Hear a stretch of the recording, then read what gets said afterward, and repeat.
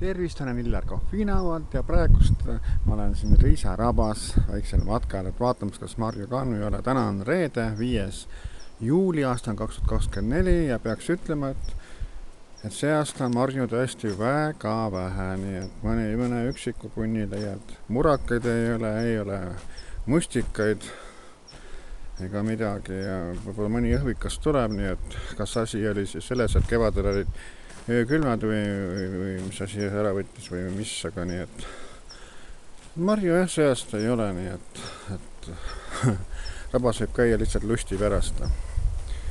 Et vaadake, siin on Riisa raba.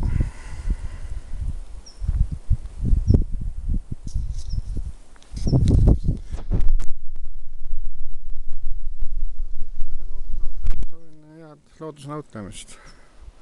Sest loodus on tõesti ilus, kena, ilm on ilus, no mida veel tahta.